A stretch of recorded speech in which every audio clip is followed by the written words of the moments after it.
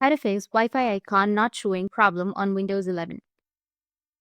So if you want to fix your Wi-Fi icon not showing problem on your Windows 11, then what you need to do is first you just need to simply open up your services. Now once you're on your services, you need to just go with a service which is WLAN autoconfig.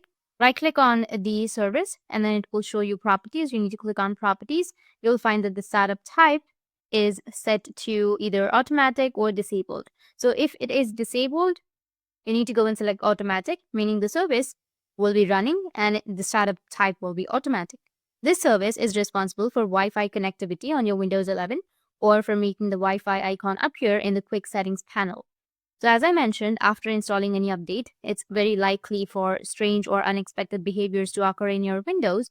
For example, Wi-Fi being disabled or missing entirely, just like in this case, or maybe Bluetooth stops working, or even some specific Windows service malfunctions. All of these are possibilities. So if you're facing the same issue, simply go to the services panel in the same way I showed, and then search for the WLAN auto config. Right click on it, go with the properties, and if the startup type is set to manual or anything else, then change it to automatic.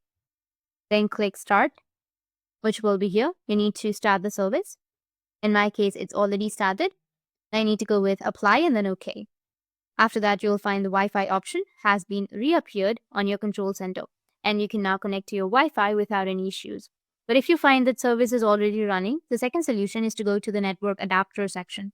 You can search for device manager and click on it. And here you will have network adapters. You need to go with the network adapters and select your network adapter. In your case, it might be different. So I'll just simply go with the network adapter, choose it, and then go with uninstall device. And once you uninstall it completely, no problem at all. It will be removed. That's fine. It will be reinstalled automatically. All you have to do is just wait for a few seconds or click on the scan for hardware changes icon, which will be on top. You will have the action button and then go with scan for hardware changes to detect missing drivers. And it will detect if you have any missing drivers, and then it will automatically install, or you can just simply go and restart your laptop or your PC and it will automatically install the driver that's missing. So that's it. And if you have any questions, feel free to comment below. Thanks for watching.